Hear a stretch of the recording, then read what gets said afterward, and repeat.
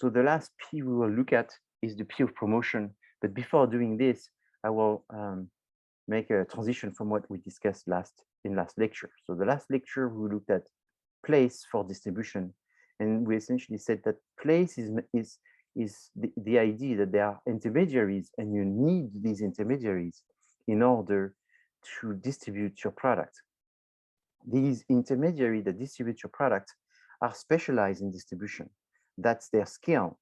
And so oftentimes when you're a seller, your specialty is to manufacture, your specialty is to sell, and your specialty is not always compatible with also bringing the product to the consumers directly. So you need to understand that there's a cost in bringing the product to the consumers, and this cost is the responsibility of someone else.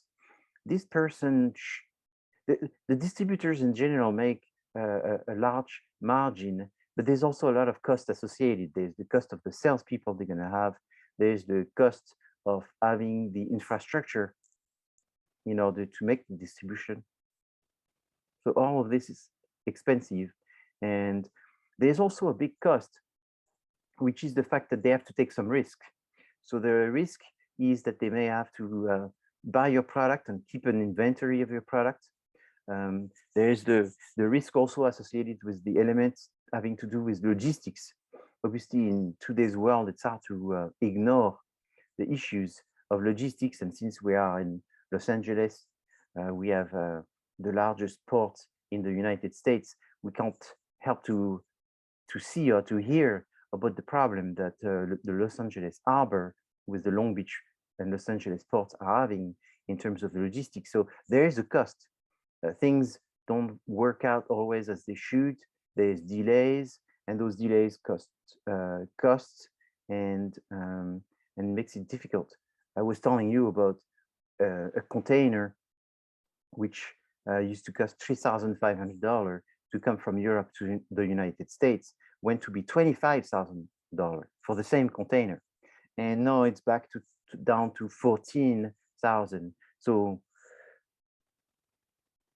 it's a lot better, but it's still not right, because it's still 3 times what it used to be, 3 or 4 times what it used to be. They also making deposits, and therefore they are also helping you with your cash flow, and they are spending a lot of money in order to negotiate with their own customers, and also they spend money in order to attract consumers. And then the distribution is very important, because not only they are necessary in order to do your business to the consumer, but they are also in a way your own clients. So when you are a B2C company, you are by definition a B2B as well, because you're selling to the distribution network. B2B to the distribution, and B2C through the distribution to the consumers. So most businesses, therefore all businesses are B2B. The ones that are just B2B and the ones that are B2B and by B2C, and by definition also have to be the business to business. So when you distribute, you have multiple possibility in terms of the number of intermediaries that you have.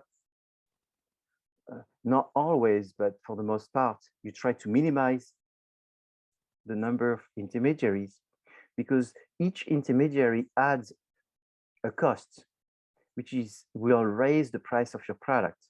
So this cost is not to you, but it's to them to make some money. So the intermediaries are good only if they are justified in improving the satisfaction of the consumers. So if it's good that there's an intermediary between the seller, the manufacturer, and the buyer, it's going to raise costs, but it's a good thing, because this is a necessary intermediary. Having too many intermediaries will raise the cost and therefore make your product less competitive, because it's going to be more expensive than your competitors. Then we discussed elements having to do with strategies. So there's 5 strategies that we discussed here. There's pull and push strategy. So the push strategy is essentially where you're working through the network, directly through the channel of distribution, and you're creating promotions for the distributors to want to buy your product. So discounts to the distributor will increase the distributor wanting to take your product. Discounts by volume, by maybe a certain volume, there's a reduction of price, or a certain volume, there's extra products being given, that will increase your push strategies. Pull strategy are more the traditional communication methods where you would send information directly to the consumers for them to seek the product. So the most successful is the pull. The pull is more successful because you have a business. If you have a business that is driven by your consumers, you have a business that is likely to be successful, very successful. And if the consumer wants your product, the channel of distribution wants you. The channel of distribution rarely, almost never, wants a product. They only want it if they know their consumer wants it. The distribution networks does not build brands for the most part. I'm not saying it never happens and it's only 1%, maybe it's 1.5%. So it does happen, but it's more rare because the distribution networks, for the most part, they only play the role a little bit of sales, but mostly it's more like a logistic role, or at least that's the role that they want to play. Because if you're a distributor and you mostly worry about logistics, you have less expenses. If you also worry about building a brand, you have more expenses. Building a brand requires more expenses, requires more time, and distributors believe this is the responsibility of not the distributor, but of the brand owner. So that's why distributors oftentimes will create what's called a private label, which would be anyone knows what's a private label. A private label is a product that's the brand of the distributor. So it's not manufactured by the distributor. It's actually manufactured by a third party. Oftentimes it's manufactured by a brand that is already sold by the distributor. And this other brand is trying to get favors from the distributor, and therefore is making a product for themselves, for them as well. The issue here also is that sometimes the manufacturer, which is also a brand sold by the distributor, is trying to increase their volumes. It's not trying to make some money. So they don't make money directly from making and selling their own brand, is they make money by selling a product with someone else's brand on it. Would an example of this be something like the Kirkland brand at Costco, or the private select brand for Ralph's? Yeah, exactly. So Kirkland for Costco is a perfect example. And so if you buy Kirkland tires, it's probably made by Goodyear or Michelin. So therefore, it's a good tire. But it's cheaper than Michelin or Goodyear because they may not have all the secret, most innovative elements that the Michelin tire would have, but they will be well made because that's a company that makes good tires. And what Kirkland does is they will buy large volume, very large quantities of these tires in order to get a very good price. But then what makes Costco, Costco is a typical very big company that can be a good thing or a bad thing. It depends for who you are. So is Costco a good company for the consumers? Costco is a good company for the consumers directly, but it's indirectly a not so good company for the consumers. So let me explain to you. When you're a manufacturer, do you want to work with Costco? It depends. Do you want to work with Costco because they're such a large buyer that it's a good client to have? You make pens and pencils and you sell to Costco. It's possible that Costco will be your biggest buyer in the world. So therefore, who's to complain about having a big buyer? It's a good thing. However, they buy so much from you that they have a big chunk of your business to the point that eventually they have power to negotiate prices because they become more important in your business. So you never work with Costco. You dream to work with Costco. And right now, if they say no, it's not the end of the world because you're not depending on them. But if they buy, they're going to buy so much that you're going to reorganize your business in order to handle their purchase order. As you reorganize your business to handle their purchase order, you took some risk in the case that they don't buy next year from you, because then you have some expenses which have to be amortized, which means that they have to be paid off like a mortgage, like a loan within several years. So you buy bigger machinery, you take more employees, you take more space. And so all of these costs may not generate big profit now, but in 3 years they will, once everything starts getting paid. But as you do business with those type of distributor, they buy more and more from you. So you have to retool and develop your business more and more. But in a way, that is very good. But it's in a way, indirectly, it's not very good because there is a risk that they become have a big weight in your business. That if they change their mind, and it's very likely that they change their mind. What do you mean? Well, because since they're buying so much from you, eventually they know there's a little bit of a dependency that you have with them. So if they want every year, they can ask for a discount, even though there is some kind of inflation, because you're not going to not want to do business with them because your business process and everyday process depends so much on them buying. So they used to be buying 15 cents, that now they want to buy 13 cents. But 15 cents, you are making 5 cents. Are you going to say no to 13 cents and then lose it all? So you say yes. Now you only make 3 cents. The year after, they can come and say, we still wanted 13 cents, but say it's not possible. My prices went up by 5%. And essentially, what it is they constantly keep prices low to keep some kind of level of control. Okay, so that's what big distributors do. The other thing that they do is they apply different margins. So what does that mean? That means that normally a retailer is 30 to 50%, and a wholesaler is like 20 to 30%. But since Costco is a retailer and a wholesaler, what they're going to do is actually sell the product, not 20, not 30, not 40, not 50, but 16%, 16.7%, some number, low number like this.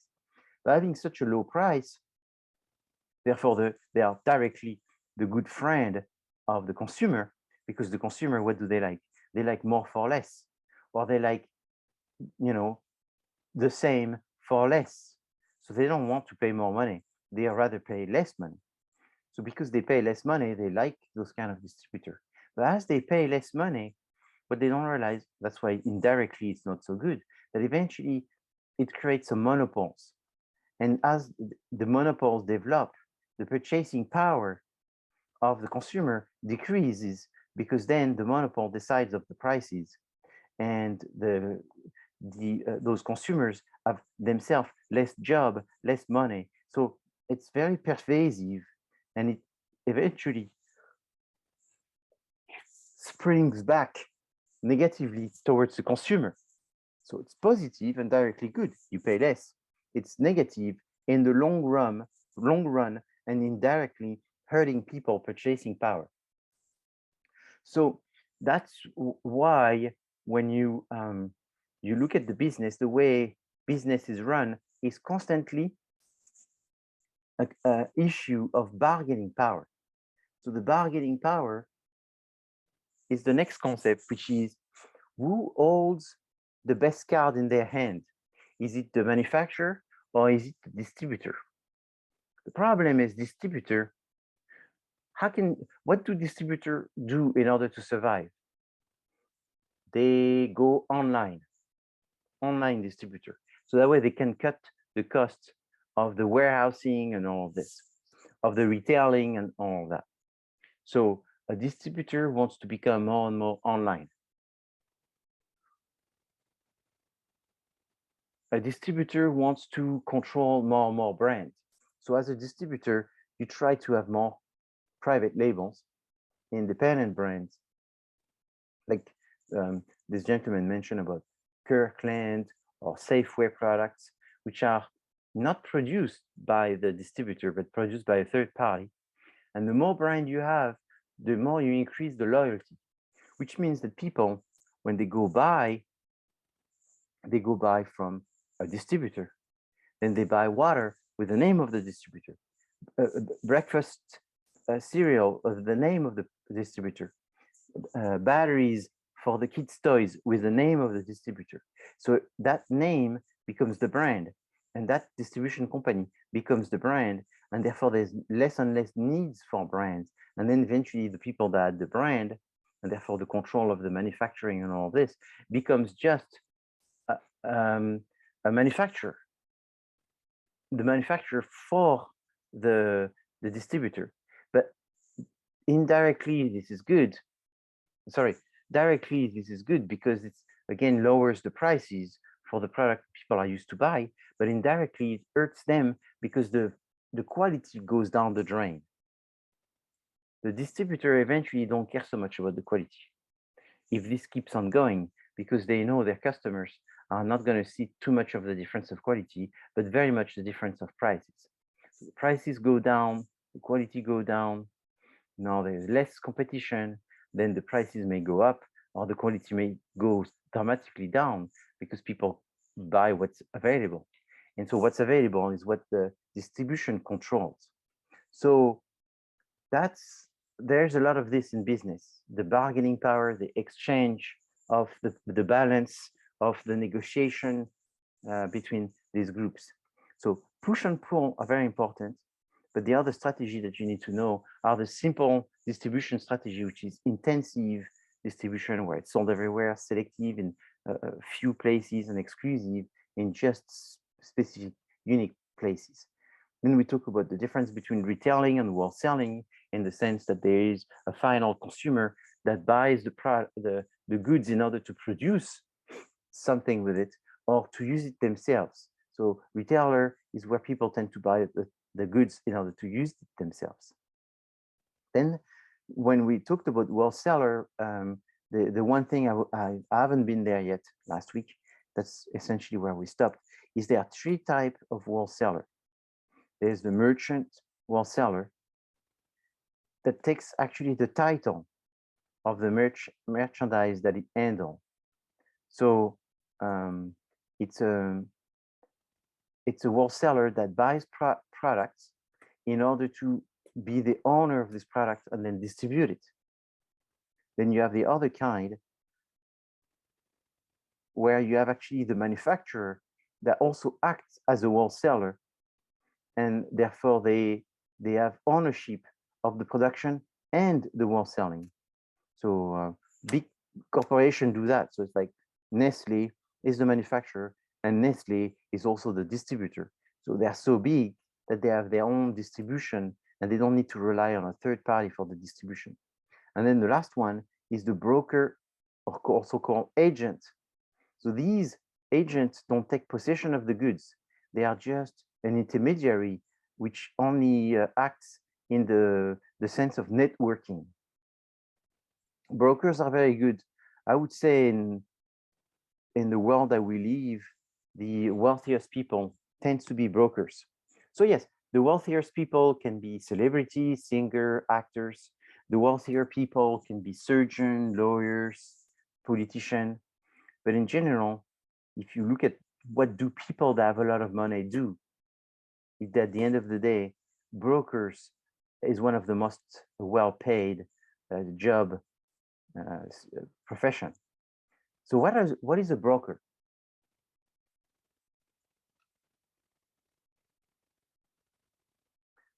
One of the most famous that you all know are called real estate broker, where they take through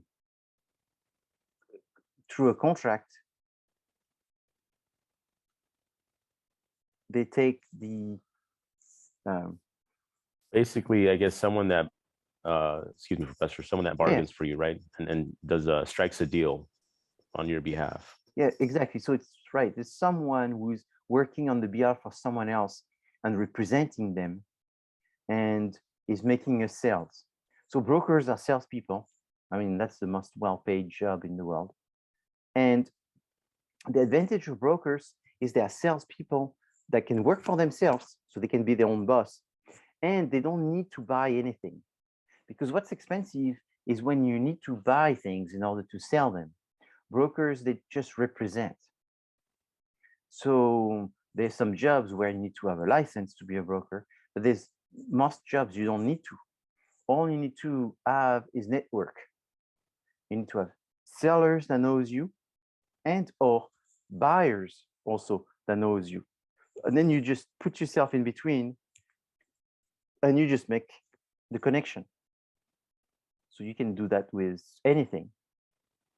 You, I mean, that's what I have a family member who is very successful, and he is, I told you, very involved with the French presidency right now, and that's what he did all his life, is being a broker, and he's a broker for very large companies that look for solution all the time. They look for solution in energy, so they trying to get some energy into a country. So they're looking for gas, they're looking for petroleum, they're looking for minerals, they're looking for electricity, and they look for people that have them. It's like dealing with stocks, people stocks and selling stocks. So brokers, fascinating. You could be a broker for agricultural products, where you just do brokering for apples and pears and be extremely successful. You could be a broker for something that's to do with a location, California or a country, or you could be a broker within a trade, like you do toys, and your specialty is toys. So let's use the example of a toy specialty. Imagine you have people that are constantly looking for toys, Walmart looking for toys. But the thing is that Walmart doesn't have the time to review all the toys. They have a special period in the year where for 2 weeks they're going to review toys and buy as many toys as possible. But then they are trusting brokers to bring toys to them. The resources that Walmart will need in order to see everybody who has a toy are too huge. There's too many companies. So what they do is they go to trade shows. They send their people trained at Walmart to go to trade shows and identify new toys, new designs, new technology, and all this. And then these people come back with something new. There's the people that purchase the same purchase that they did last time, review if they're going to do the same thing, plus discuss with the people that look for the new things when they go to trade shows. Then there's the people that meet with the people that say that they have new things to present, and that's very laborious. You meet with them, you review, you make an evaluation, you propose it to a committee and all that, and then it's good luck if they buy anything from you. And then the other option are the brokers. So there is like 10 or 15 brokers that you have affinity, and you know that these people have experience and reputation in finding good toys and negotiating good toys with manufacturer. So these 15 people can be sufficient for you. You don't need to see more than these 15 people, because they will be the magnet going over the world and the industry to attract the most likely to be successful toys. So you meet these 15, you've seen everything you need to see. They are like the superstar brokers. So the problem with brokers are a lot of people become brokers. You know why? Because it seems easy. Why? Because they are their own bosses. And why? Because you don't need much money. So that's perfect. I need no money. I can work 1 day a week, and I can decide when I take vacation. So that all of these are the bad reasons why people become broker. A broker is someone that has that is very sociable, is someone that's constantly meeting everyone, is someone that can say, I know everyone, and they do. That's their strength. They are very patient. It's a long run investment, and you don't burn bridges. You constantly, things don't work out. It doesn't matter because this person may work out in 10 years, 20 years. So their more valuable assets are their reputation. Their good reputation for people to use them. I've used and I continually use brokers because there's some like for example Costco. I've almost sold it at Costco many times for my cognac, but every time I try to sell at Costco by going myself, I would not even get to the appointment. They would not even give me the appointment. However, there are brokers that have a really good relationship with Costco, and if these brokers say to the person who is a buyer or the assistant buyer, I really think that you should meet Frank and his cognac, I have 50% chance to have an appointment. But if I go through the traditional system in order to get this appointment, I have 0.1% chance to have the appointment. So it's kind of sad, but that's the truth. So you need those brokers. Problem with the broker is your price went up by 10%. If they could buy it from you, it would be $10. Now that there's a broker, it's $10.20, $10.15. So sorry, $11. What am I talking about? And so $11 doesn't seem much difference from 10, but it does, because if then they decide to sell it, the taxes and the margin and all this, then it's not $1 difference, it may be $3 difference. And then instead of being $19.99, now you are $21.99, and $21.99 people may not buy. Under 20, maybe the magic, the sweet spot. And if you're above 20, then you need to have some specific characteristics, but you can't have these specific characteristics because you have a broker that you have to reward in between, and that's what throws you off the sweet spot. So constantly you have to think about this. What are the sweet spots? Is it worth to have intermediaries? Do I need a broker? And most of the times the answer is that yes, you need a broker, because otherwise you'll never get disappointment. So it's a catch-22.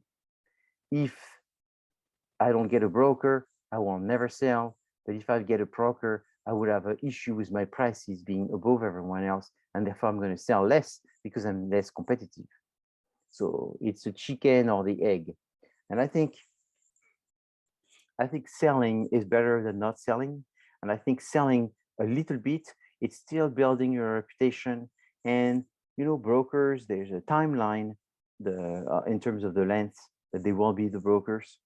And sometimes you don't make much money selling to one store, let's say Costco, but that will build your reputation to the point that you will be not needing a broker to get an appointment with Sam's Club. So then you lose with Costco, you make with Sam's Club. Yes, Dylan, you had your hand up. Yes, I just wanted to contribute to this, is that yes, I think that's a really well-defined point, is that, with brokering deals, is that kind of they act as intermediaries, but also facilitators of those good deals. And a lot of times, I mean, folks that, for example, in the music business, when they want to become a music producer, I mean, some of the questions is, okay, well, how do they get in the door of the studio? Yes. Yeah. And oftentimes it's the broker kind of within that context that is able to get them even to have an appointment to meet with the people. Exactly. Similar to Shark Tank, like yes. A lot of those folks have someone was able to broker a deal so they could be on the stage to meet with them and to be able to kind of say that they might have a good idea that's worth presenting to kind of contribute to their good credit. Absolutely. You're very correct. In fact, Shark Tank, they send, well, it was before the pandemic. Every 3 months, I would get an email from someone from Shark Tank that was asking me if I knew someone for the show. But the way it worked is that they actually, it was mostly done in Las Vegas. So what they would do is say, contact people like me and said, you know, a good business that should go to Shark Tanks, and then I will give them the name of this business, and that business or that person will go to Las Vegas, and in Las Vegas they would have a physical Shark Tank, a face-to-face Shark Tank, but not with the shark, not with the TV people. They will be just people trained to look at those individuals and see if they are entertaining enough, interesting enough, likely to be something that the shark would want to spend money.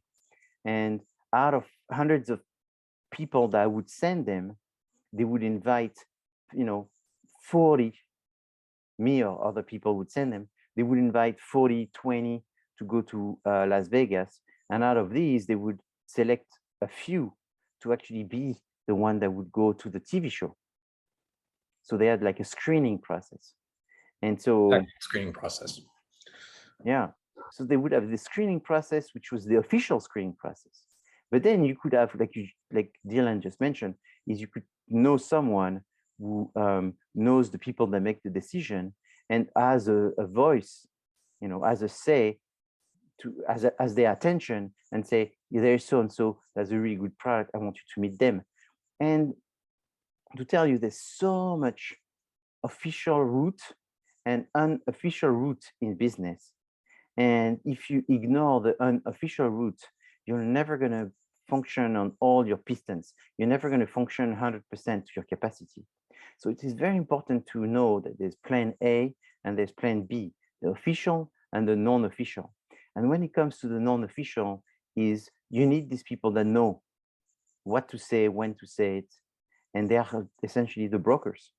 And so that's why, right. In some cases, the unofficial process, sorry to just interject, yeah, but of course, the help from the unofficial process is to prepare for the official process oftentimes. Like yes, with the brokers, they wouldn't just throw in anyone to like kind of for them to have an opportunity. It would have to be like, they'd have to be proven themselves. Yeah, exactly. They'd have to have their due diligence and their. Yeah, so you're right. Sometimes it's true that it has happened to me as well, to use a broker in order to sell to Costco. And this broker actually helped me prepare for the Costco meeting. And this preparation for the Costco meeting did not come out to become successful. But that presentation, that preparation, I used it for another meeting who made me successful. So the brokers, that's also beneficial. So I would say it's more beneficial than not for a manufacturer, but at the same time, it saves you time, big time, and it's a long run investment. The difficulty with the brokers is because for the most part, it does not take very much to be a broker. There's a lot of inefficient sort of fake broker out there. People that say that they know so-and-so and then they know what to do and they can get it done and all that. And sometimes these people have done it once and they just got lucky. But most of the time is they have not done it. And they are essentially looking for brands to believe them in order to grow their portfolio. That way it legitimizes them being a broker by having a portfolio with a bunch of brands that trust them. And that way they can go get just another brand and plus another brand. So brokering, what's very difficult is you need at least one brand. And that one brand will have to get a second and third and so forth. But at the same time, from the manufacturer perspective is who is real out there? And how do you know? So basically you ask them, who do they know? When is the last time that they got a deal? What other brands do they represent? How long have they done it? And you have to, you got to double check. So that way you're not talking to someone who's just a sweet talker. Because there's a lot of people that go in brokering because in brokering, there's a lot of sweet talk. And some people are just very good at sweet talk, but they're not good at making things materialize. So then they sweet talk you and you waste a long time. And sometimes you get to be presented, but you have been with the wrong horse So you get to be presented, but this person is not really someone that has the reputation that you thought, and therefore you get tainted by your association with the broker that was actually not that as serious as you thought. So in everything that I've explained, retailing, that's pretty simple, and wholesaling, the brokering is the more fancy, the more subtle, and at the same time, I think the most interesting because it's the less understood. So I wanted to spend a little bit of time on this, because if you read the textbook, they didn't spend much time on the brokerage and brokering and what's a broker agent and so forth, because I think you have to be working with these people to really understand their impact. Quick question, because okay, so I've kind of have like experience dealing with brokers. Yes. A lot of them are, as you said, they're exactly sweet talkers. But how do you find a good broker? Because when me and like people that I work with tried to get into Nordstrom, Yes. we got a talking opportunity with them, but we were shut down completely, and no broker could help us. We just kind of like, we couldn't find a broker that was actually legit to help us. So how do you go around to finding a good broker? Where are they located? Like how would you find them? So you see this question, I'm so glad, Ali, you're asking me, because it comes from someone who's really had the experience. It's a little bit like someone would say, you know what, eventually I want to get married. How do you find a good husband? And so, it's like, so originally the way to find good brokers, the traditional way, I think, was through trade shows, traditional trade shows. So you would go to a trade show and you would meet with broker that would actually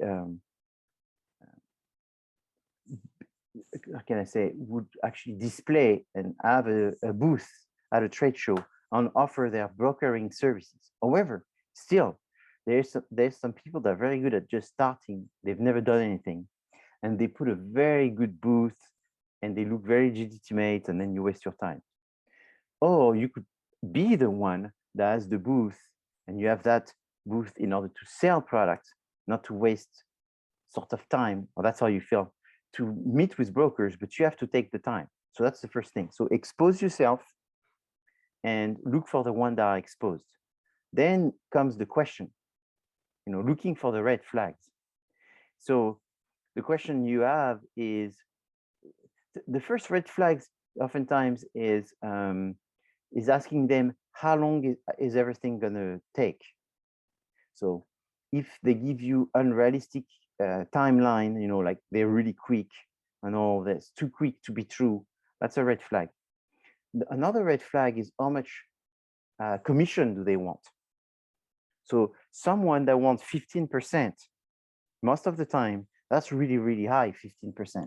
So you wonder, why do they want more than what would be the normal amount, which would be more like 10? So that's one thing. Or if they want a too low percentage, just 5%. I've seen it where someone wanted a low percentage and they were actually really good. So that doesn't mean they're bad. So I've seen all configuration, and that's what makes it very difficult. The only thing you do is you try to meet many, you ask many questions, and you add up all of this, and then eventually it smells good or it smells fishy. And so you can't think about the first one you meet, it's going to be very good. Again, it's like a husband and wife, you got to see quite a few before you get to see one. And it's experience, having been burned, that teach you the best. The trade show were very good. Now the other methods, that is the more modern methods, it's almost like the 2021, it's using LinkedIn and seeing who knows who within LinkedIn, and using this in terms of the referrals. What do they do? Who they have worked? And so that's the direction I go.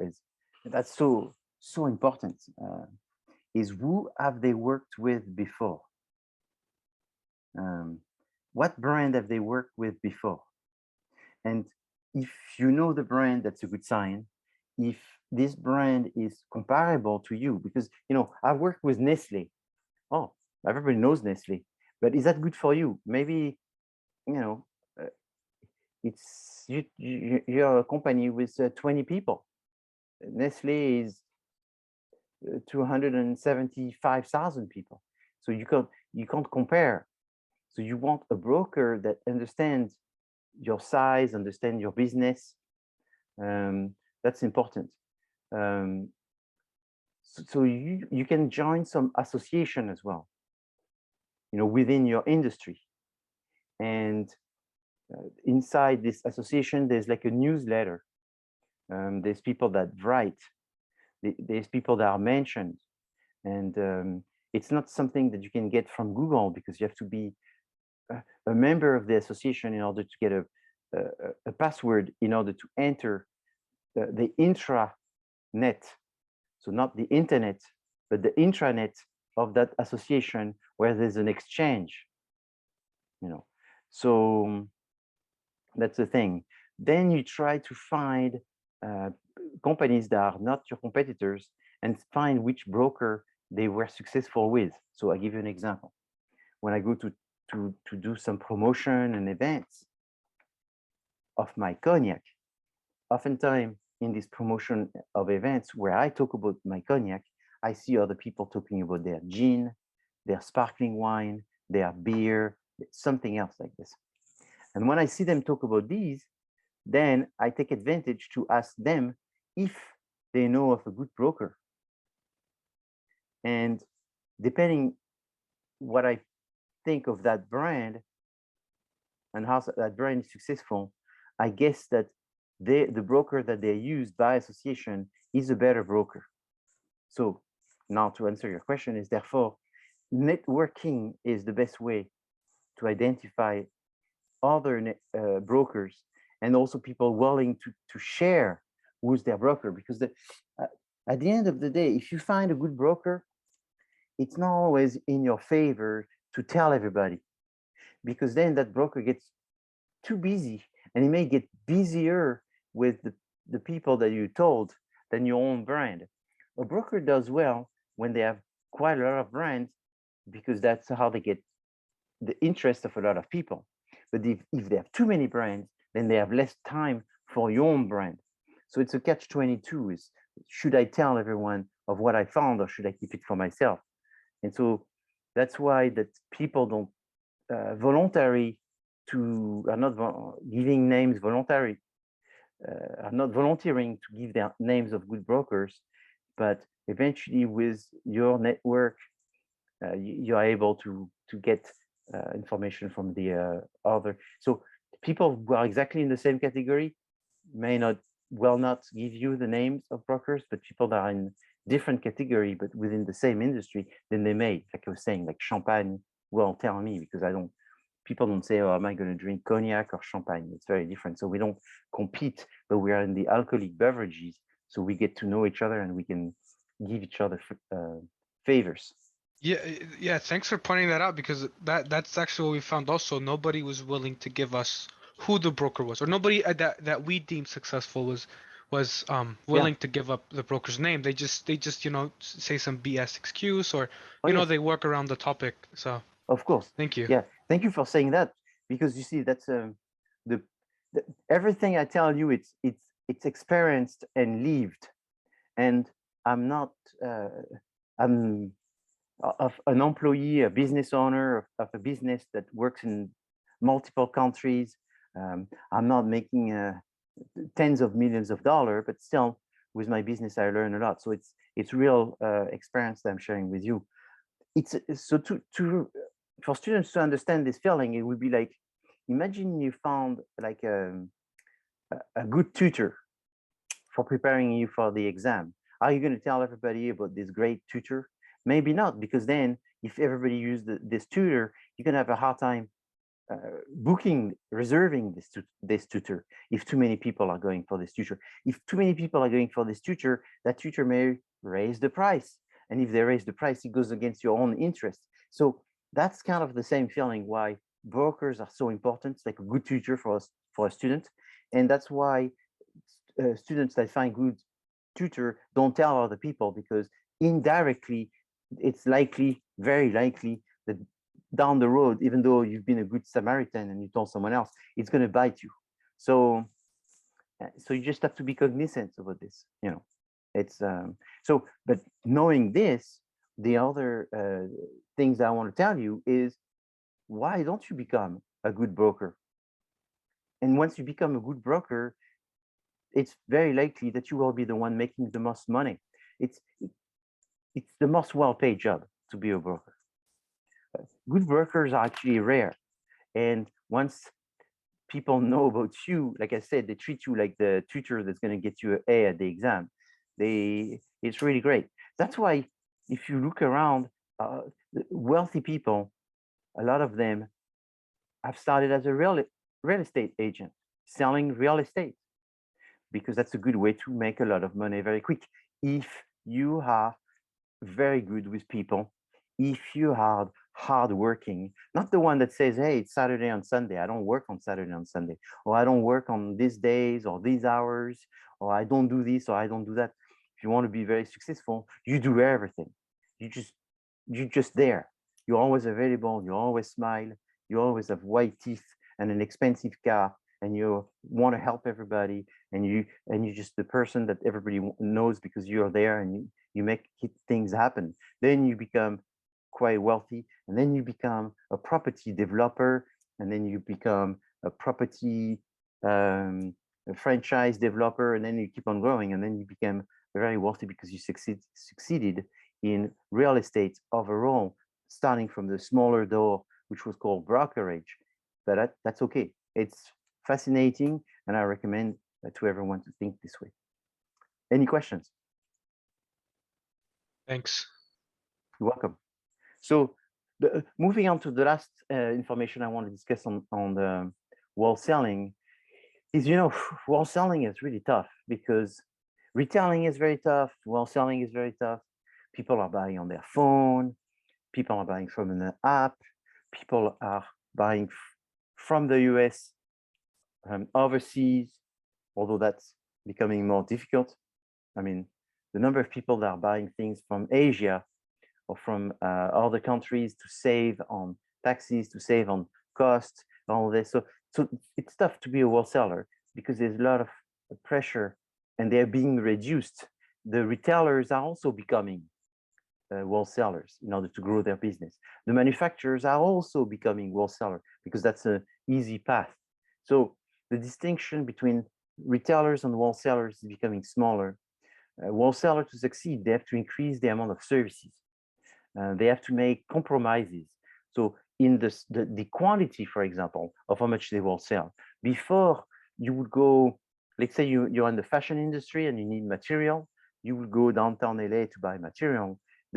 They will sell you, the minimum they'll sell was 800 yards.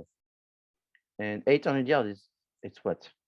It's like 2 football fields of material, you know, more than that, 2.5 football fields. So you couldn't buy less. But then one wholesaler said, you know what, I'll do 400 yards.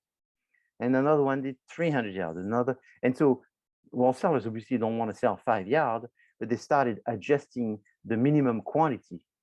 And they used techniques, which was they had a better inventory, just-in-time inventory, a better service, where before there would be a person at the counter and he would look very sad and they'd say, oh, I want 100 yards. And this person would say, 100 yards, I can't do that because it takes me 10 minutes to go get them. And so if I do this, I only serve 6 people. I can't do that. So it's going to be much bigger numbers because it's just me. And then they create a software that knows exactly where those material is, that it's next to a machine, that the machine is really quick to take care of cutting it with a conveyor belt or whatever. So technology has helped wholesalers speed up their services, improve their services, and the quantity has been smaller, and they've succeeded. Also, wholesalers have said, you know what, I'm going to also wholesale not just in America, but wholesale to someone else outside of America. So adaptation is very important, and wholesaling is also fascinating. There's, as I mentioned, a lot of margins in wholesaling, and it's an important component It's a necessary component for business. Any questions on this chapters that I'm concluding?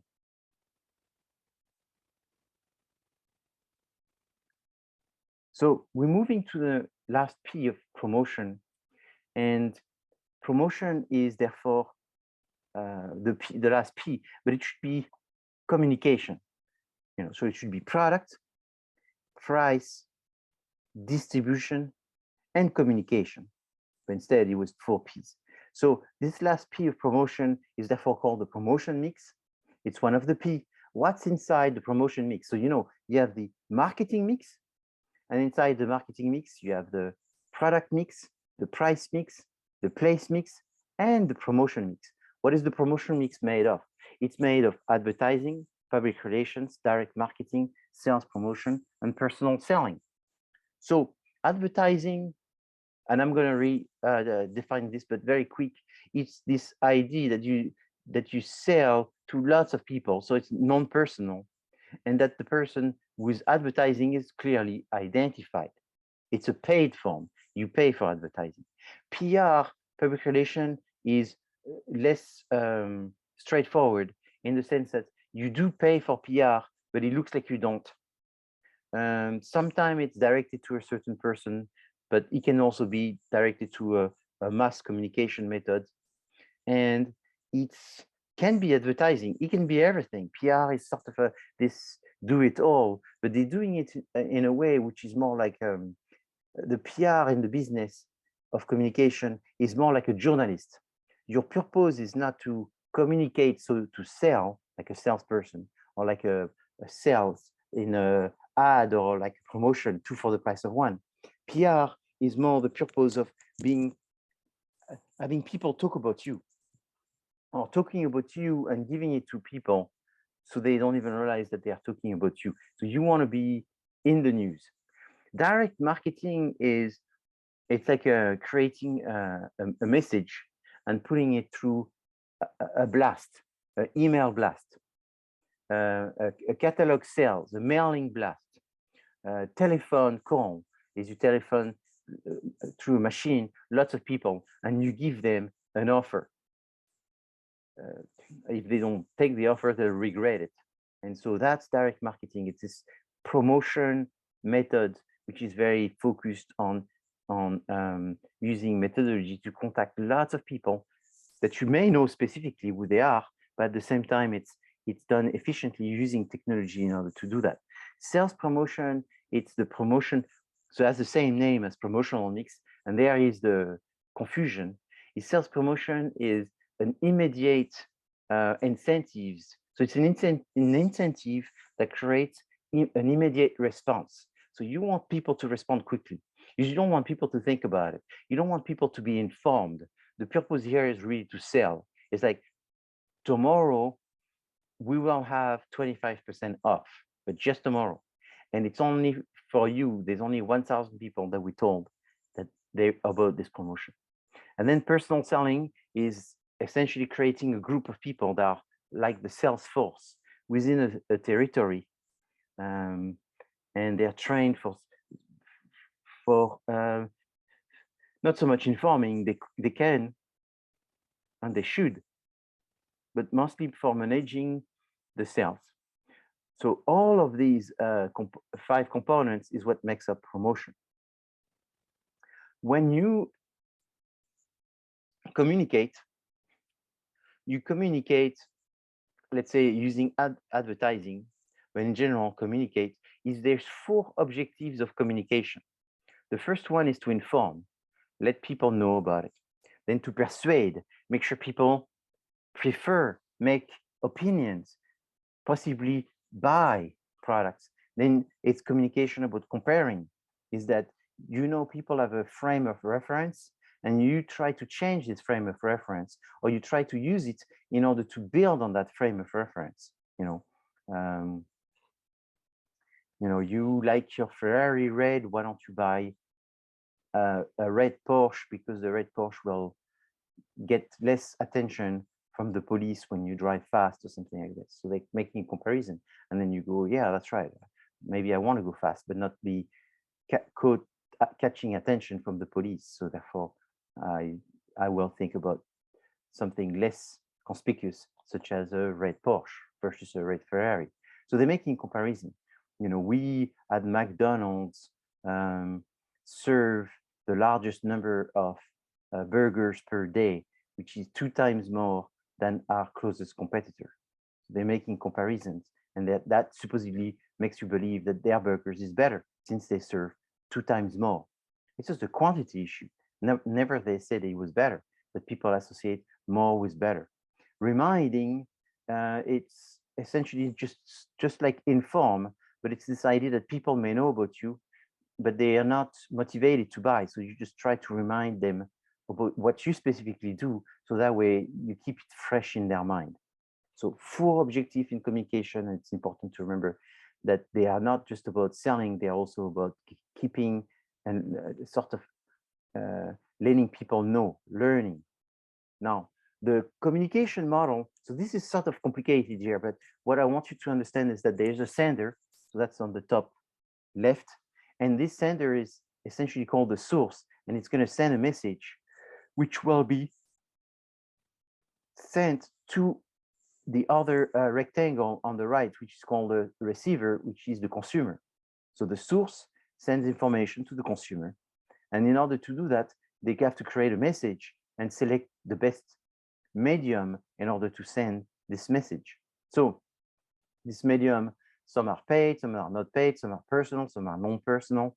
So that's a different method. Should it be social media? Should it be public relations? And then what's the message? What's important before you conceptualize the message is that you have to encode it. So encoding goes back to the concept of positioning. It's what are the key words? You know, it's like if I tell you, I will ask you a question about encoding and decoding in the quiz. Do you pay attention? Yes, you did, because I told you it's going to be in the quiz. So the fact that I'm using the word in the quiz, that's an encodement that gets your attention. So when you create a message, first is you have to identify what are the codes that you need to infuse in the message that will get people interested. And decoding is therefore what happens when people receive the message. Did they hear it? So maybe I use the word quiz and I should use the word final. I would talk about encoding and decoding in the final is a better use of words for you to decode than the word quiz because it has more weight. I'm just making this up, but that's for you to understand. So it's like, what's more important, the price or the fact that people, that it's recommended by George Clooney? And so maybe recommended by George Clooney is more important. So we're going to encode this and we're going to encode it, and then we're going to see if people decoded it the way we wanted it. So it's the interpretation of the message. So that is very important. We see decoding is important, but then there's the response. And the response may be putting the information in your memory. The response may be buying the product. The response may be telling someone else. The response may be trying to collect more information in order to further memorize or increase the readiness for the consumer to act with enough information. So all of this has to be taken into account, and it's important. The feedback is did people say something that we can capture?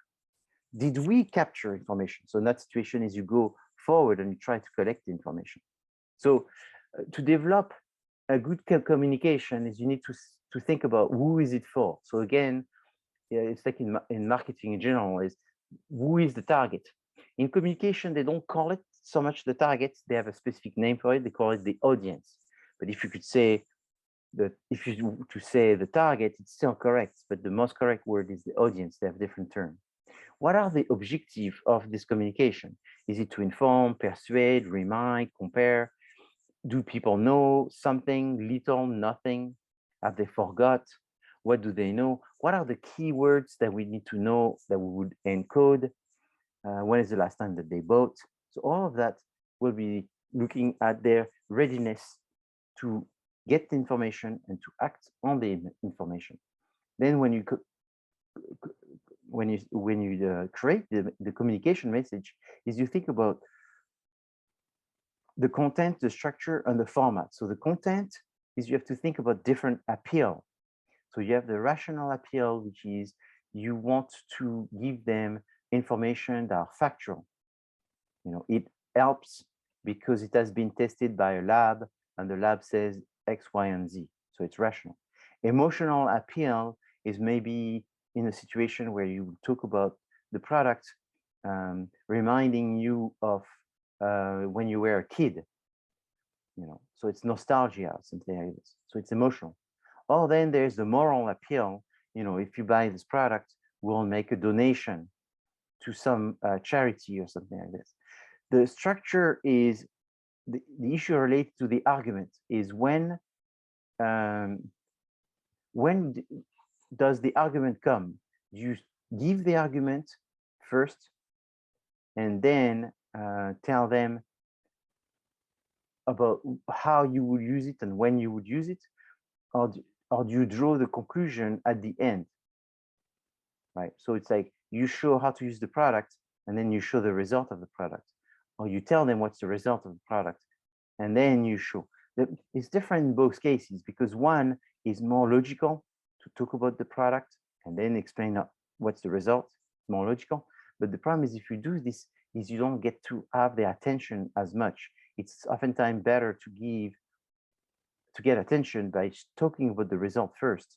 And then now that they know what's the result, they may memorize just that and not listen to the rest. Or they might want to further understand what this is about and listen to the rest. Then the message format, it's very important because people get attention and memorize more depending on how you provide the information.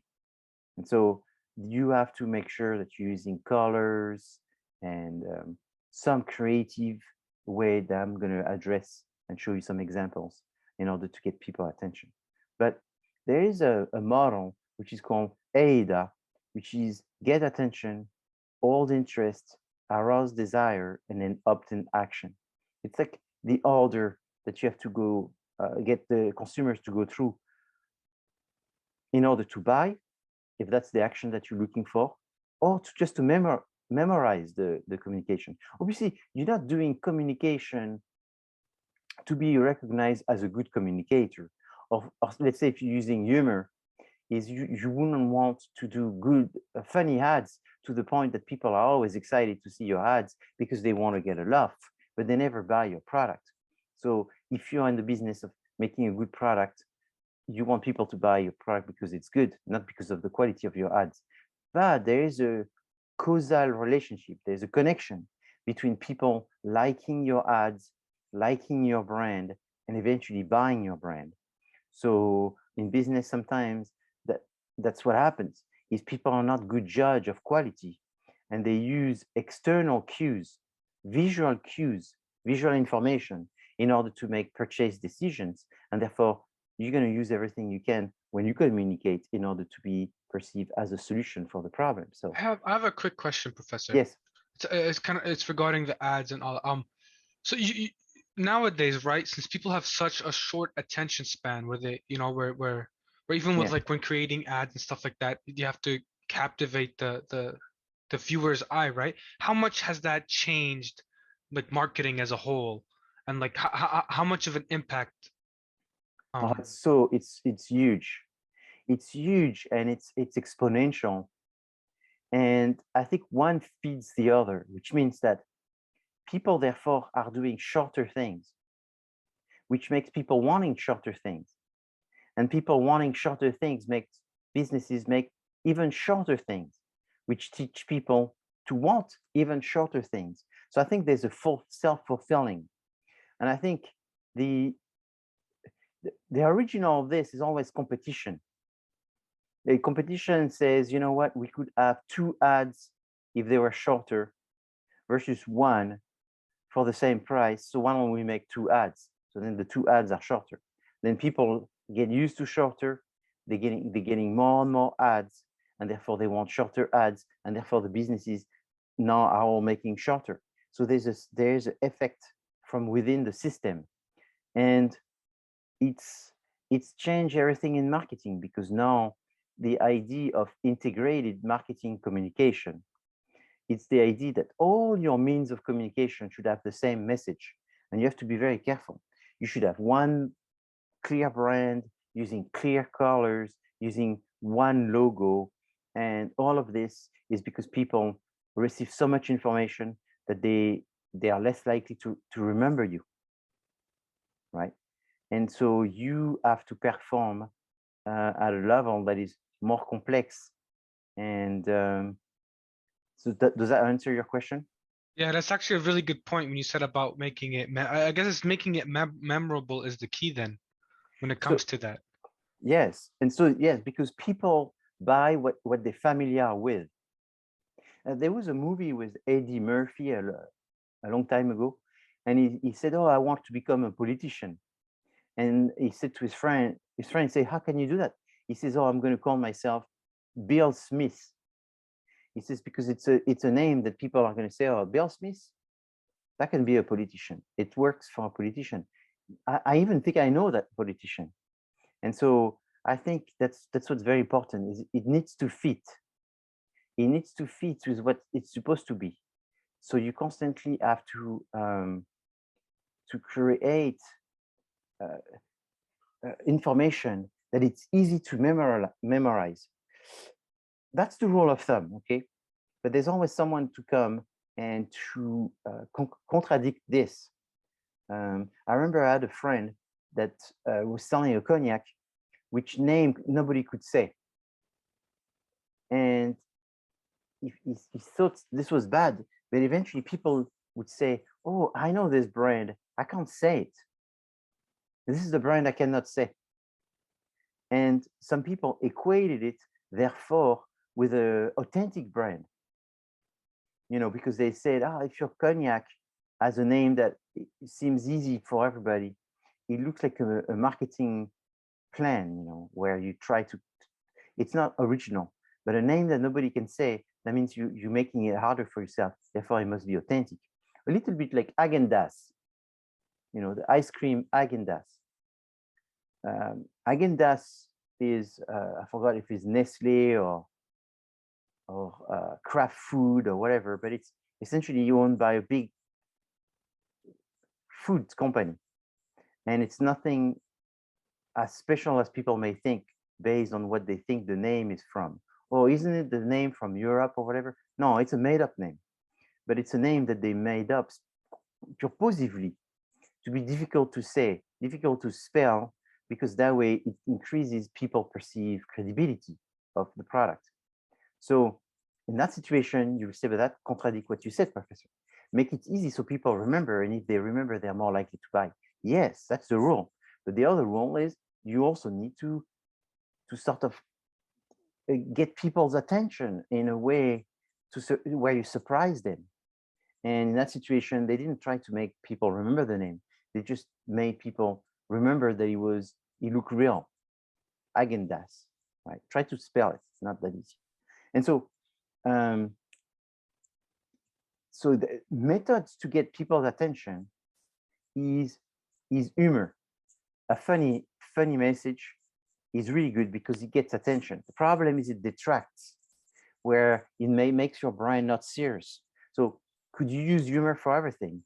Maybe you could, but not in some way. I think it's becoming very difficult to use humor, mostly in this day and age where there's a lot of political correctness, so it makes it very difficult. So be careful, because it's not universal. Humor is not universal.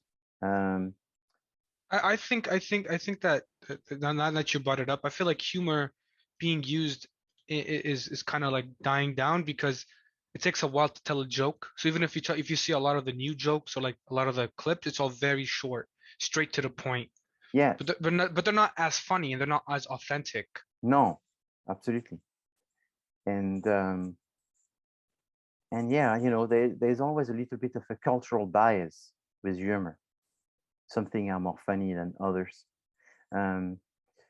Fear is obviously something that makes people, you know, it's the winter. You should be buying some vitamin C, you know, because you're going to be sick and then you're going to miss work and all that. So, and then sex is very used as well, where you would use naked people, you know, and that gets attention.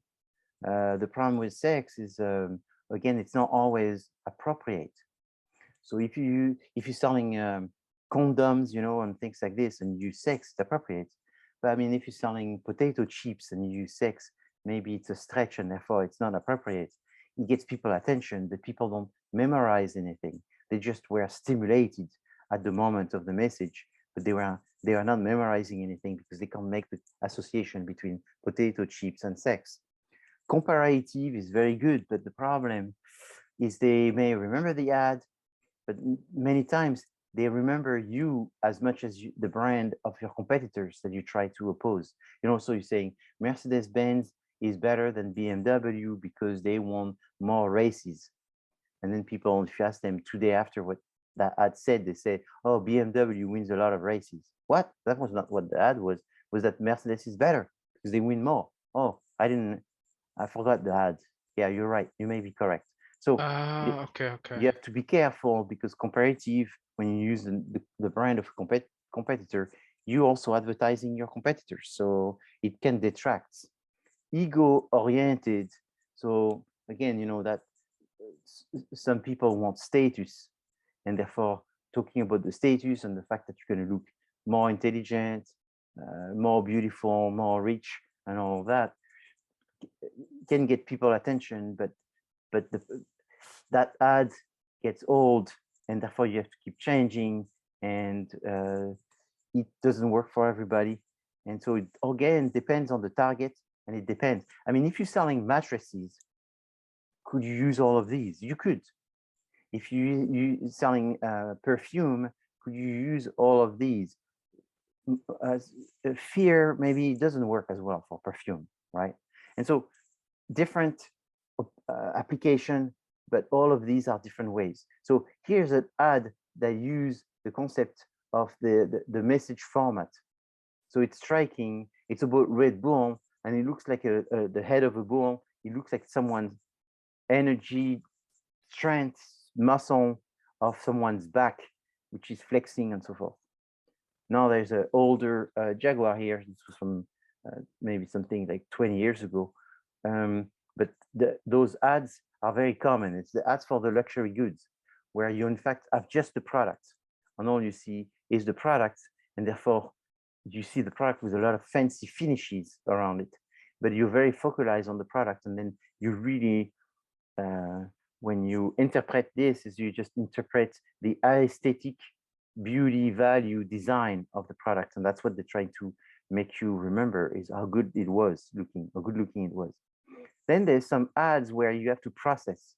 So you see a cream, and then you see someone that you can guess it's someone rear, and then you see some kind of design as if there's a fire on their rear, and then you see the cream, and then you go, oh, okay, I guess it's a cream for the rear.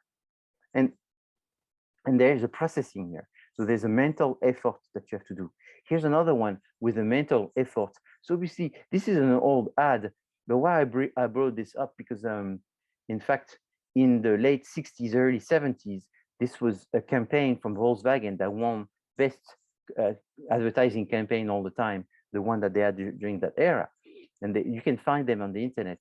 They have like all of them, and they're always very, I think they could be reused because they are so good in a sense. So what's interesting here is that it's a full page, and essentially it seems that there's nothing on the page. But the processing is just the fact that you see nothing and then the title. And that makes you get the message. And then the people that would be more interested in, they can go into the fine print. But making someone read the fine print is very difficult. So you have to use some kind of process in order to want them to read the fine print. And the fact that you put them in a psychological situation of void, there's like a void, is there's lots of space, nothing, you get the message, what this is about, curiosity, okay? Here's another one where you process, because you're gonna process the image on the right and the image on the left. The idea is that you want people to think that that car is very multi usage. It can be used for vacation, or it can be used to be trendy. I know the car doesn't look good either, and I guess that's why that car was not very successful. But the ad, as judged by the advertising people, was very successful because he made people process both sides, and actually by making you take the car from the right side and put it inside the cutout, it makes you process both sides and see two ads in one, just with the glance of the eye. So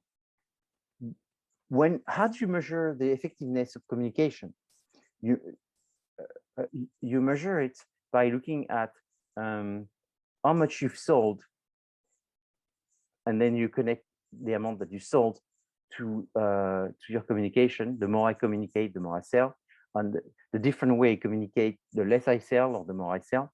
But you also measure this by do they remember the communication?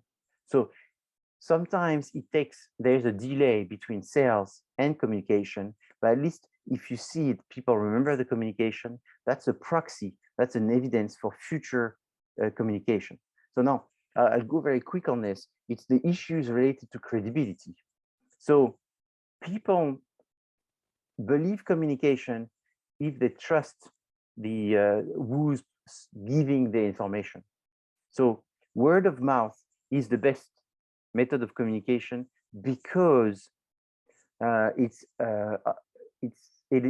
given, it's voluntary. So people trust that if a person is saying what they think, it's a person, they are not paid, and it's therefore it's experiential, and they have no benefit in telling you about something being bad or good. So word of mouth is the best way to communicate. The other channel of communication that are important to know is the difference between sponsoring and advertising.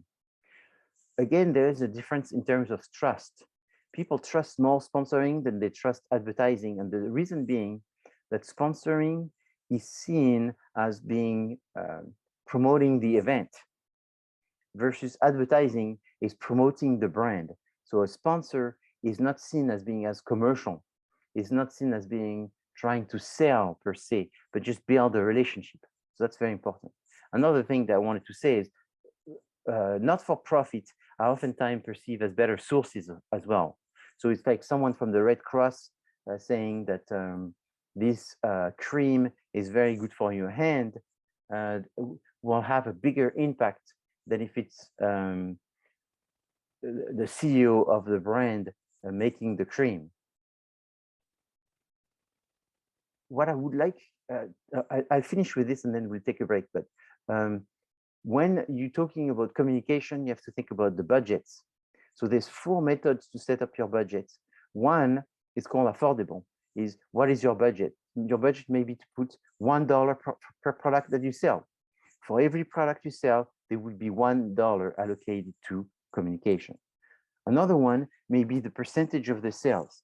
3% of the sales goes into communication. The third one that is also pretty simple or simpler, it's competitive parity. So you guess where your competitor advertise and you advertise in the same places. Your competitor does 3 sponsoring, you do 3 sponsoring. Your competitor does sales promotion once a month, you do sales promotion once a month. So you try to estimate how much they are doing in terms of communication, and then you just copy their communication as closely as possible. And then the last one, which is the most complicated, but at the same time, the most efficient, it's objective on task. So what you do is you determine what do you need, what you want. So we want to increase people's perception of the quality of our product and by 20%, and we want to increase our sales by 5%. So then you determine to increase the sales by 5%, we're going to increase our promotion, and to increase people's perception of the quality of your product is we're going to increase sponsoring. How many sponsoring events do we need to participate in order to reach a point of perceived quality to be greater? And so the amount of your objectives what you're trying to get in terms of marketing objectives, then will be evaluated for what are the communication methods and budgets that you need to have in order to reach these objectives. So that one takes more experience. It's obviously the one used the most by big companies, but at the same time, it can be used by smaller companies by just trying to estimating this. Small companies, what they do the most is affordable, follow that percentage of sales, and sometimes looking at what competitors do as a proxy, as a simple evaluation in order to do the same thing. To continue, now we're going to look at some of the activities within the promotion mix. And the first one that we're going to look at is sales promotion. So sales promotion is a mass communication technique, which the focus is to offer a short-term incentive in order to get a quick reaction from the people to buy. So people buy if they need it. People buy if they see that there's an emergency, some kind of opportunity to save. And therefore, that's what sales promotion is about. Sales promotion is made of a lot of activities which are very common by most people. So I'm just going to review them very quick. So there's one which is providing people free samples, giving people coupons, giving people some refund for the purchase price, giving people a reduced price on the specific package that they're buying, offering people some kind of incentives for buying a lower quality product or a higher quality product, and then giving people the opportunity to get a gift as well. So these are some of the key activities, but there's also some rewards for getting some kind of points for buying the product, participating inside some kind of context, sweepstake, or games. These are all the consumer, the B2C promotion activities, the most famous one, but you also have the promotion activities given to the B2B. So you give them, so the trade, the distributor, they give you the opportunity to take their brand. So you try to give them something so they carry your brand. You try to give them something so they place your brand in a better position. So instead of being inside the catalog, it's in the front or towards the front. Inside a website, it's towards the first pages of the website. A retail store will put your product in a better location that gets more traffic. You also try to get those partner distributor within the channels to also promote your product more. So they promote your product more because you give them an incentive, a reduction on their purchase, or maybe because you also participate in giving them some kind of funds in order to promote your own product or to promote an event, in which event your product is going to be promoted. You essentially want to get some push strategy. So the push strategy is by putting some weight on the trade, on the logistics, on the distributors. So giving them a discount, it's one way, giving them some money so that they use the money that you give them to put it inside some kind of game, or maybe there is a open days promotion inside the distributor, and they will be creating some kind of visual, maybe a banner that they put on their website, and so you pay for the banner to be designed, or you pay for a mailing that it's sent to the people in the same zip code as the retailer. Other promotion tools that you have is to participate at trade shows. So that's very important. It used to be critical before. Now during this time of the pandemic, the trade shows have been postponed for the most part.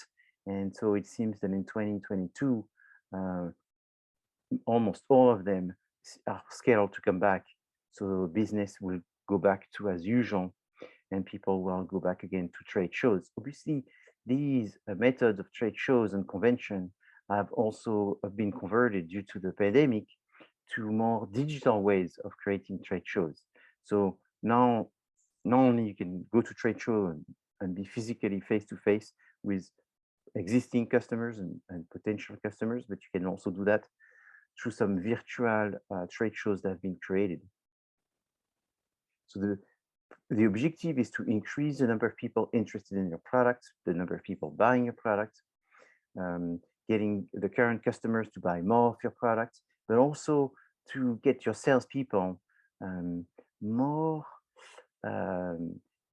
excited to talk about your product, because when you go to trade shows, there is a little bit of a group activity. There is you see other salespeople trying to sell.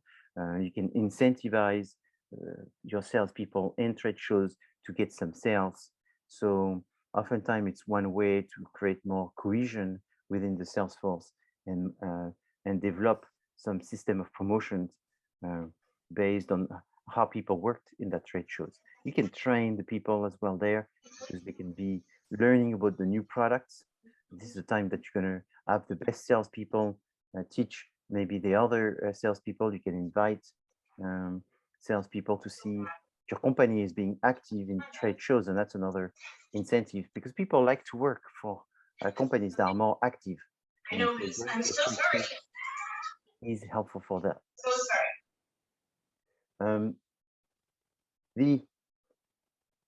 So now you're in a situation that you're going to do sales promotion, but you have to think about, when do we do sales promotion, and how big is the sales promotion? Obviously, if you decide to do a sales promotion, you have to think about how much. So what is the size of the incentives? First, there's which one sounds better, 2 for the price of 1, or 50% off. One is can be more expensive and yet generate less interest. So you have to make sure that your customers, your customers, and which is the incentive that would cost you the least and give you the most sales. Maybe not everyone can participate in buying a product. You may want to consider if it's for new customers or existing customers. And how do you let people know about these programs and how people can participate in the program? So you have to think about the process. If it's complicated, simple, if they have to buy a product, not buy a product, you have to think about how long is it going to last. And then you have to see if this program was successful. The idea behind this is that sales promotion is very good, because compared to advertising, it's you can more directly see the impact of sales promotion. If you tell people that they can buy two products for the price of 1, is you can see if they are buying your products, versus advertising. It's just talking about the product and hoping that what you told them about the product is going to make them want to buy the product. Sales promotion is more direct.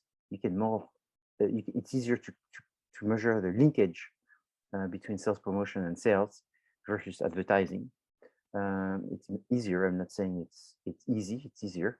But the problem is, doing sales promotion all the time creates a perception that your products are not good enough, and that you have to have these incentives all the time. And having incentives all the time is another problem, because they may think that they are not good. Maybe you have a hard time selling them, or maybe you have too many of them. And maybe it also gives the impression that normally you sell them too high, and the sales promotion prices are actually the prices they should be all the time. So people lose trust of your company if you have too many of those sales promotions. So having them is good. Be careful who has the opportunity to participate, how much is the incentive, and how long does it last. Also, should be sort of stereotype. We give sales promotions when everybody gives sales promotion, or you have your own schedule of sales promotion. Again, there is advantages, because you can be in a situation where people are not looking so much for deals, and this could be a season where people don't buy so much, and therefore this sales promotion allows you to get some sales at a time where you would not sell as much, and at the time where you sell the most is maybe the time where you want to give the least sales promotion, and therefore to try to balance the high season versus the low season. The next subject is public relations. And so public relation is the activities that are trying to build some goodwill within the public. And the idea is that you want to use all kinds of methods to communicate about your company, but you want to try to use indirect ways as possible. So if you write in a newspaper, is you don't want the newspaper to look like an ad, is you want the newspaper to look like a testimonial, like a journalistic editorial, because essentially is you want to build that goodwill, you want to build an attitude where people are positive and favorable. They think positively about your brand, and essentially that's going to help the brand image, which in turn will help you to boost your reputation, but also help you to navigate situation where something negative has happened. And so the more positive that you have injected in your market, the easier it's going to be for you to weather some moments where you have some negatives, because people will sort of compensate the negative with some of the positives. What are the major activities? So there's the activity of talking to the press, writing press release, giving it to the press, creating some kind of information about the product that talks positively about the product. So there will be the brochures, the business brochures, the framing, the information that's going to be put into annual reports, your website, and working on the blogs and the contents for the social media, and working directly with the government as well, in order to understand what is the government planning in the future, who are the individuals involved with the government, and see if you could be proactive in finding solutions to minimize the future changes the government's going to make. You're also talking to the investors. So you're creating content for the investors, but you also are the first person that may be interacting with investors until this is escalated to a more higher level executives or to the owner of the business. So you create really this face, the face of the business, and you develop the brand, but it's not so much the brand for sales, but it's the brand for the long run of how people interact with the brand and the image and how much they want to interact with the brand. So you create speeches, you create contents, material, written contents, audio contents, you create corporate image content, such as the rules, the specific color, the specific font, the specific logo, the location of these, the size of these. So that's the PR people that work on that. You create, you select the public events, and you organize those public events. You do the invitation and the screening and the monitoring of the event, the follow-up after the event. You work on the trade shows, select the trade shows, organizing the trade shows. You may be working on the elements that has to do with design of the booth, of the stand of the trade shows, in terms of the cabinetry and architecture and all that. So you may not do it, you may do it, but you may also supervise it using architects that are specialized in this.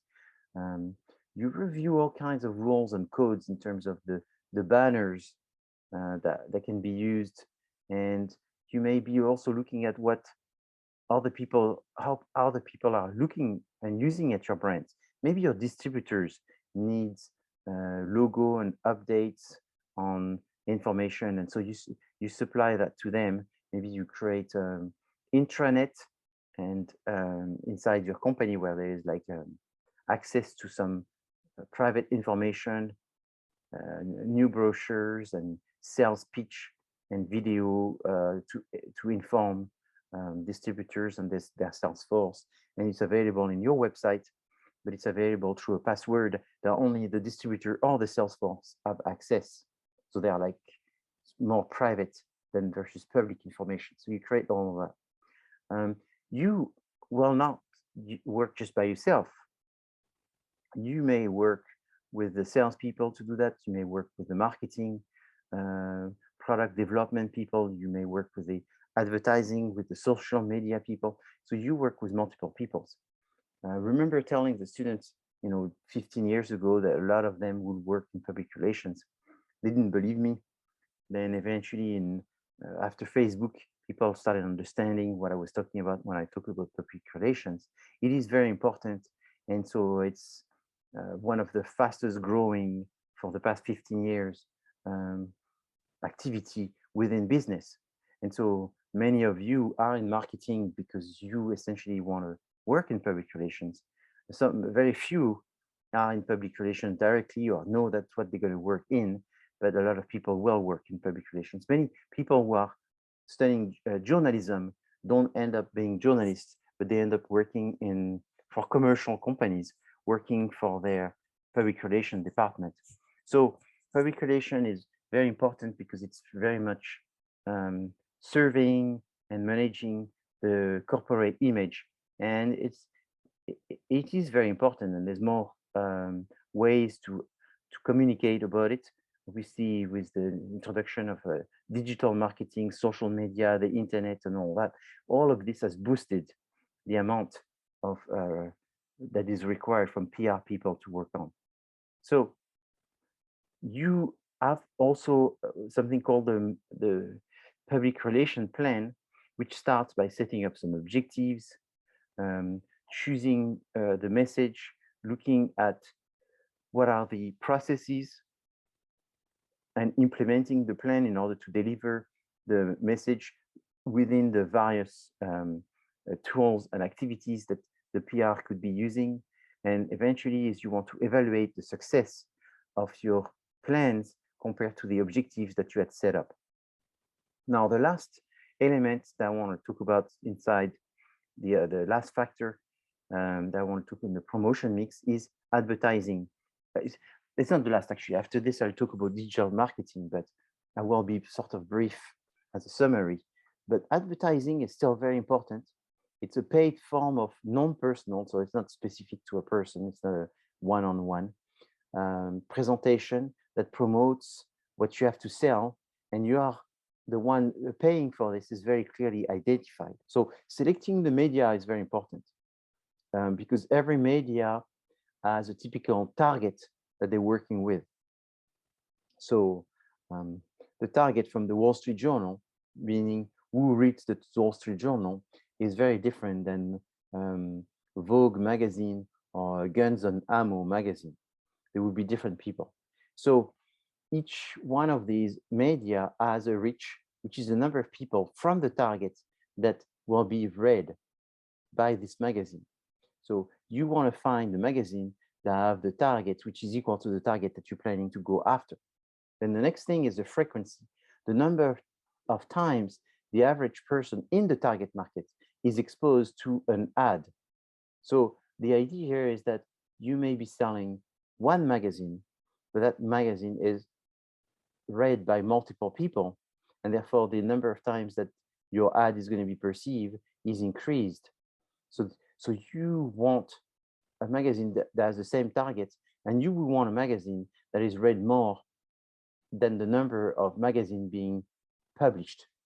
That way you have a greater reach and frequency. And the last one is not only the fact that the magazine has the same target that the one that you are looking for, but it's also the impact that the magazine has.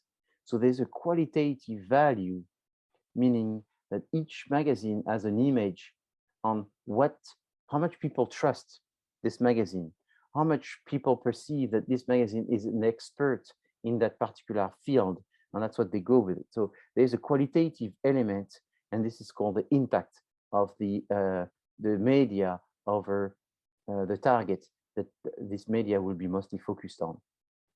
So there are 7 major advertising media, which is the television, the radio, the magazine, the newspaper, the internet, the billboard. So that's like the outdoor communication, because there's not just the billboards, there's also the bus stops, and as an example, and then the social media. These are the 7 advertising media.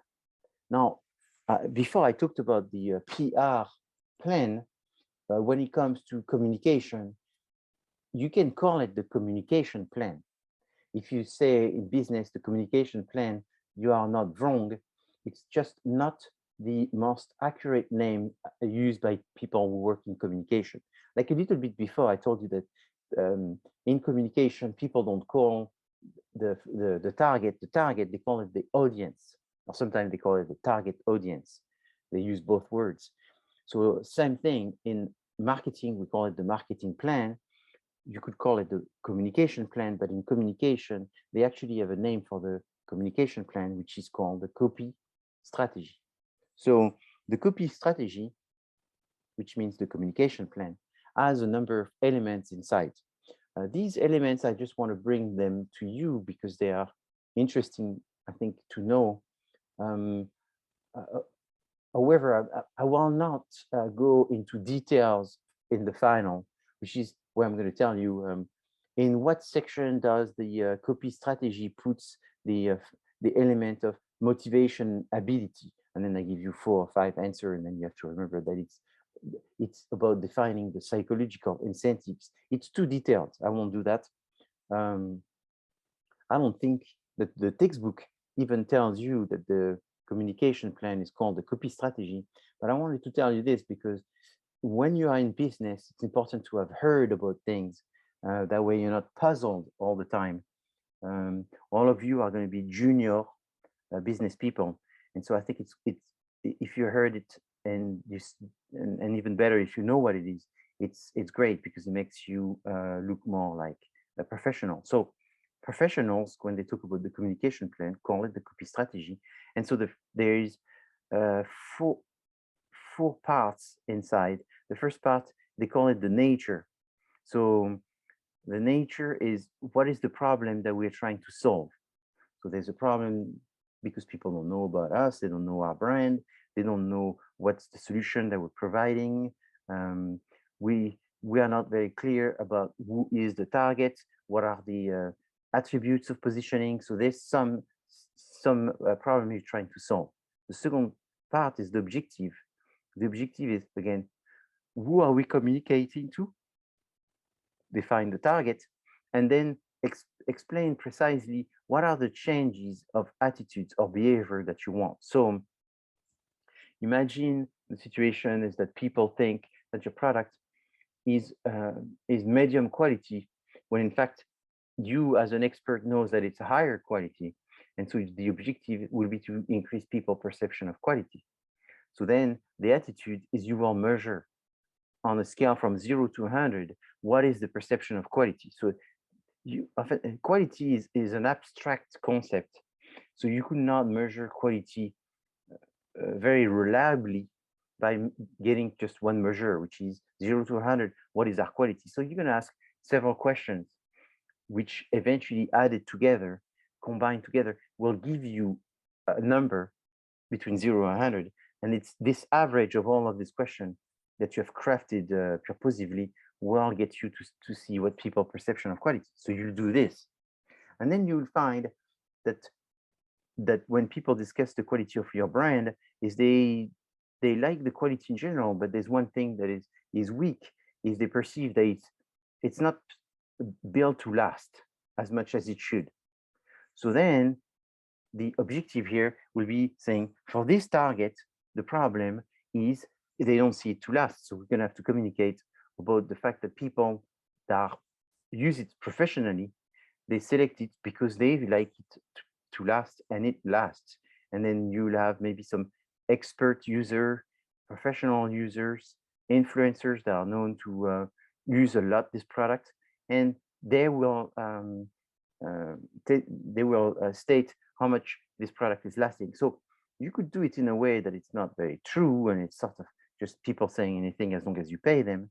But eventually this, you know, is a short-term shortcut that's not going to give you what you want. So you'll have to either assume the fact that it's not lasting very long and therefore fix it, and then advertise that it works better.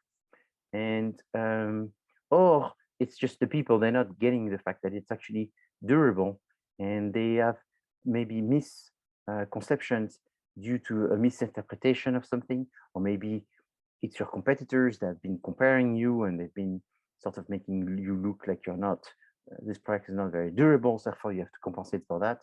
Or maybe people are using the wrong element to actually measure how durable it is. So they're using the wrong frame of reference, and therefore you have to change this frame of reference. Maybe they see durability in the fact that the colors don't fade away, but not so much the performance that is still delivered after months of usage. So then you want to tell them it may be fading away, but the performance stays the same. So you recognize something, but you just show evidence of the performance staying the same. Then define the psychological incentives. So here you're going to think about what are the characteristics the most important for the product? Is it its price? Is it its features? Is it where it's made? Who is making it? How it's rated by others? Whatever is the incentives, the psychological incentives here, you bring it in order to emphasize further for how psychologically people think about it.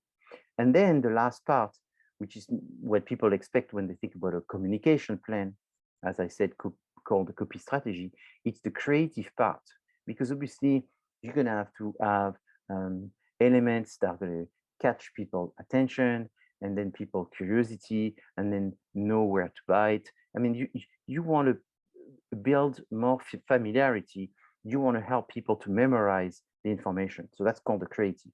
So style, execution, and then the different words and meanings that you're going to use, the actors, the actors in terms of, I mean, maybe their profile. Are they young, old, men, women, known, not known, old? Yeah, I said that. So, and maybe of a specific ethnicity, in case that's an important element for people to judge. Now, the other thing that I want to talk about is when therefore you create a copy strategy, you need to think about the direction of the message. So the direction of the message is either on the product, the result, or the universe. So to summarize this is that a communication message is either showing the product, and most of it is about you want to buy this product because look how good it looks.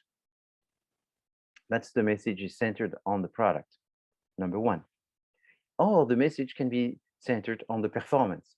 You want to buy this product or this service because it's efficient, because it's the best one in terms of returns. It works the best. It's the high tech. It's the fastest, the highest, the thinnest, whatever performance that this has. And then the last one is the universe. So the universe is who's using it, where it's used, when it's used. And so these three sometimes are combined. So very rarely they are just on one. So just the product is very rare, or just what the product does is very rare, and who's using it and where are they using it, it's rare. It's oftentimes it intermix, but there's always one which is more prominent. So you could have the three with the universe being the most important one, or you could have two with product and performance, where performance is more important. So let's look at it, and I will ask you some questions. So remember the product, the performance, and the universe. So here is an ad, and this is an ad for a car. Is it focused on the product, the performance, or the universe? The product. Exactly. So this time is we're not seeing who's using it, where they're using it, you know, and why they're using it, and how good it is to use it, and how much results you will get from using this versus what you have right now. We're not seeing that. So you're correct. This is the product. Now this is a Coca-Cola bottle on the side, and it's a sunrise, maybe sunset, because it says, actually it's sunset, sorry, because it says the party starts here. So you don't normally start a party at 5 in the morning, normally. What is that? Does it show the product? Does it show the result? Does it show the universe? The universe? Exactly. So it does show a little bit of all three, but with a dominance for the universe. You do see the product, but you don't see it very well, so it's not the center. The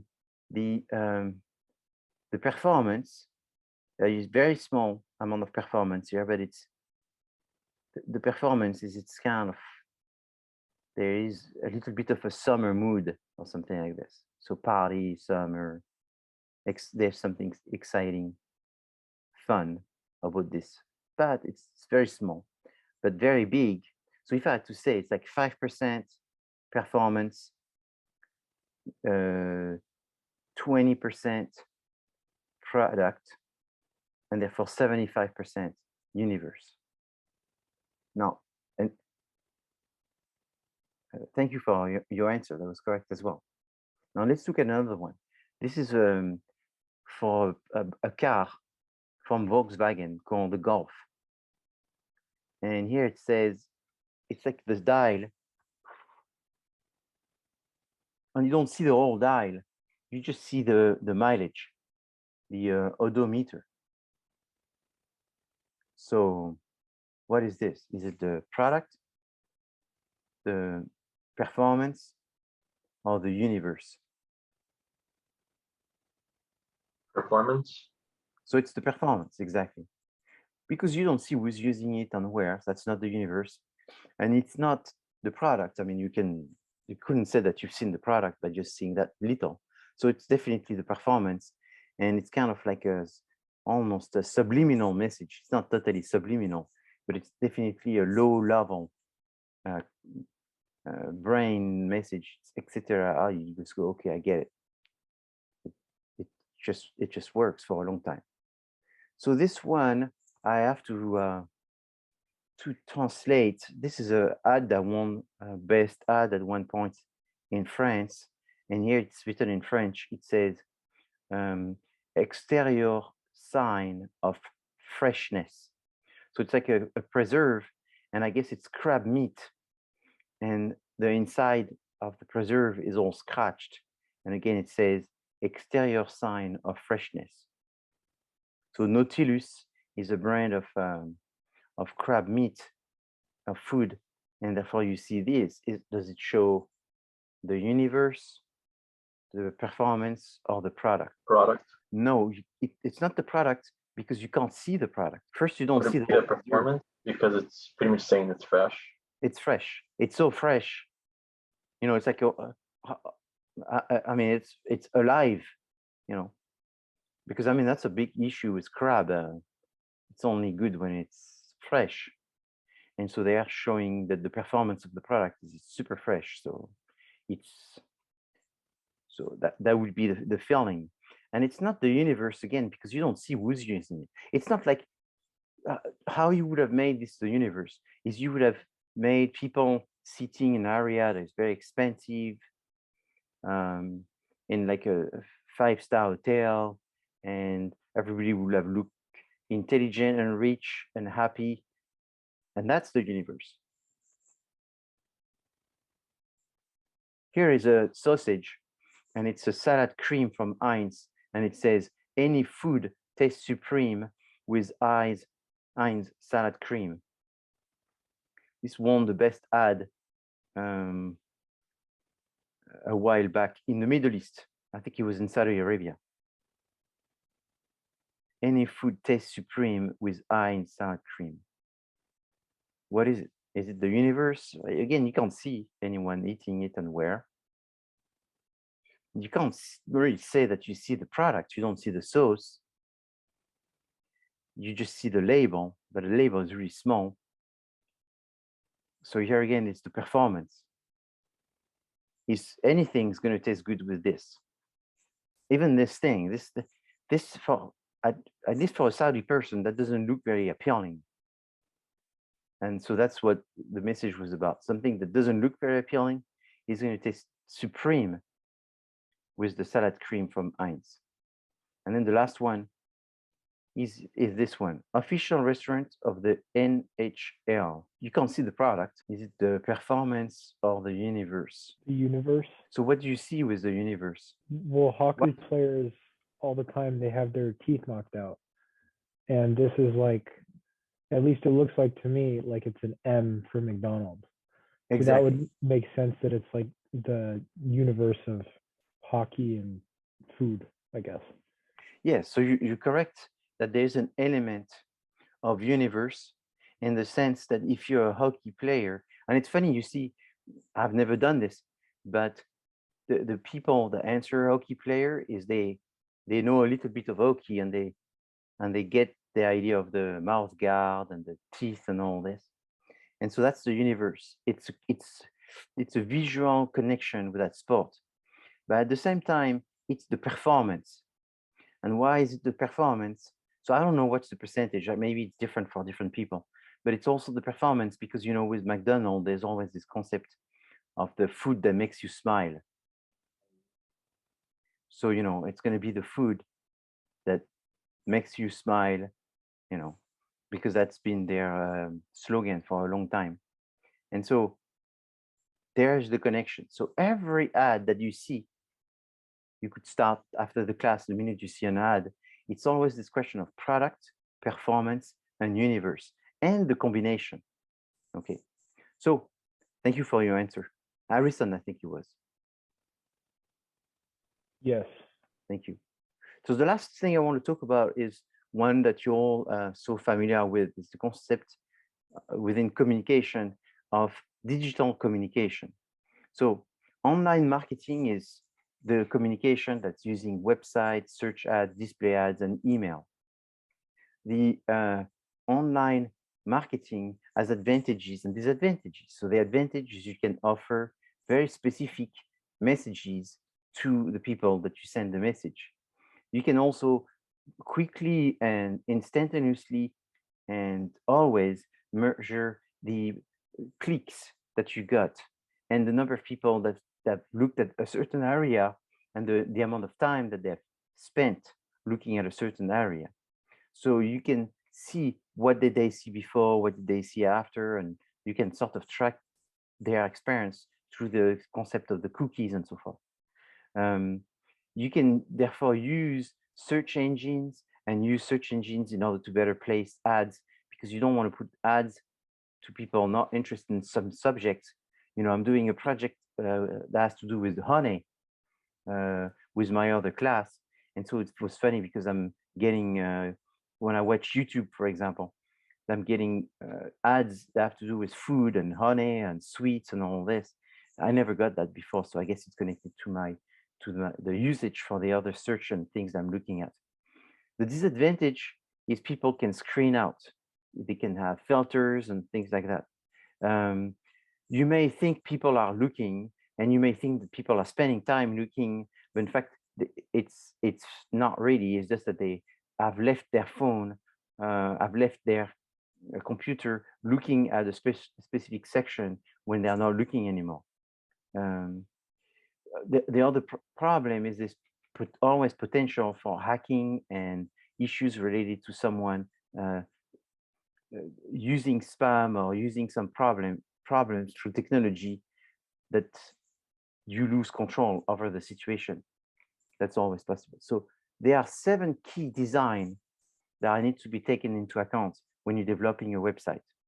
Is the number 1 is to create content.